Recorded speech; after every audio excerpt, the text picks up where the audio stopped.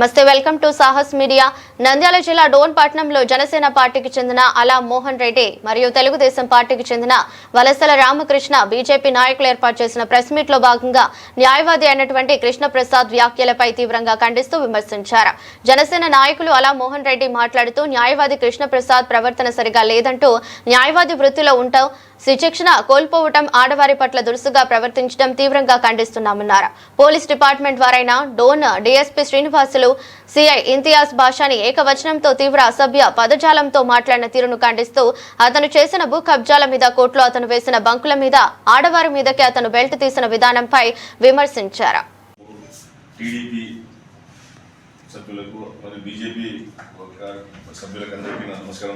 ముఖ్యంగా ఈరోజు ఈ మీటింగ్ పెట్టిన ఏమంటే, నేను ఆలమోహన్ అడ్వకేటు, జనసేన పార్టీ నాయకులము అని మీటింగ్ పెట్టాను. ఎందుకంటే నిన్న దినం నా కృష్ణప్రసాద్ ఒక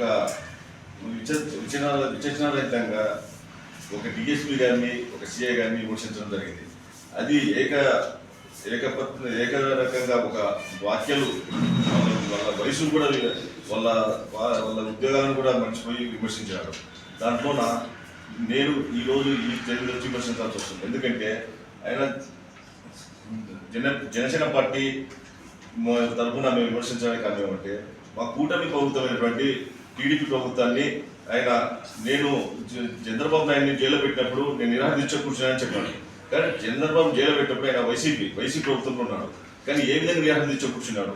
చెప్పేవి ప్రతిదీ అబద్ధాలే, ప్రతిదీ అబద్ధం చెప్తున్నాడు. కాబట్టి ఫస్ట్ డిపార్ట్మెంట్కి ఆయనకి ఎక్కడ అంటే, ఒక రైతు వచ్చేసి గడ్డి వేసుకున్నాడు, గడ్డి పెంచుకున్నాడు, అక్కడ ఫ్యాక్టరీ పెట్టాడు.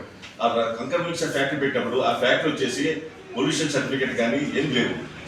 దాన్ని ఒక దుమ్ముదీల వల్ల ఫ్యాక్టరీ గడ్డి వచ్చేసి గడ్డి మీద దుమ్ముదీలు పడుతుండడం వల్ల ఆ రైతు వచ్చేసి, సార్ ఇట్లా గడ్డి పడుతుంది అని చెప్పి నా దగ్గరకు వస్తే నేను పోయి పోలీస్ కంప్లైంట్ ఇప్పించేసి, సార్ అది పద్ధతి కాదు, ఒక రైతు నష్టపోతాడు అని చెప్పినాక అది సిఐ గారు దాన్ని ఎంక్వైరీ చేసి పిలిపిస్తే దాంట్లో అతను అన్యాయం ఉంది కాబట్టి సిఐ గారు అది అన్యాయం అని చెప్పాడు. అంటే అన్యాయం అని చెప్తే పోలీసుల మీద ప్రైవేట్ కంప్లైంట్ వేయడం, పోలీసుల మీద విమర్శించడం, పోలీసులను తిట్టడము, ఇది ఒక ఇదిగా అయిపోయింది.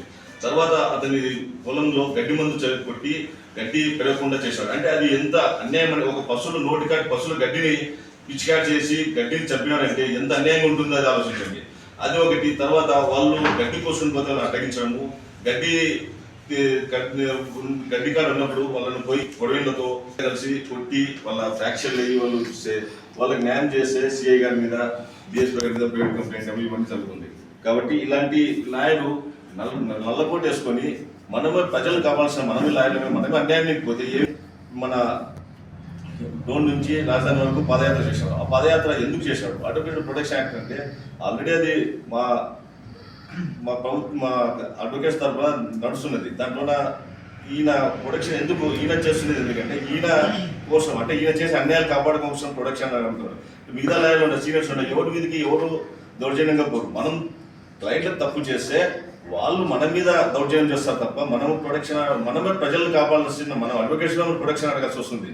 అంటే ఎంత దారుణంగా ఉందంటే మన పరిస్థితి. మనం చేసే నల్లకోట ముసుగులో మనం చేసే అన్యాయాలని ప్రజలు ఊడ్చుకోలేకపోతున్నారు. ఒక్కసారి మన టోల్ గేట్ దగ్గర ఒక అడ్వకేట్ని కొడితే మా అడ్వకేట్స్ మొత్తం పోయి కార్లు వేసుకొని పోయి ఆ టోల్ గేట్నే ఆపేసినారు. అంటే మా అడ్వకేట్స్ మీద అన్యాయం జరిగితే మేము ఏ డిపార్ట్మెంట్ అయినా సహించము, ఏ డిపార్ట్మెంట్ అయినా మేము దాని వాళ్ళని ముందే మీరు అడ్వకేట్స్ ఒక సలహా కూడా ఏమంటే, ఏదన్నా ఈ అడ్వకేట్స్ వచ్చి అడిగినప్పుడు అడ్వకేట్ యొక్క విషయాలు తెలుసుకొని ఆ బార్ ఫోన్ చేసి ఆ బార్ ప్రెసిడెంట్ అడిగి మానసిక స్థితి ఎట్లా అని తెలుసుకున్నాక అతను సాయం చేయాలని కోరుకుంటున్నాను.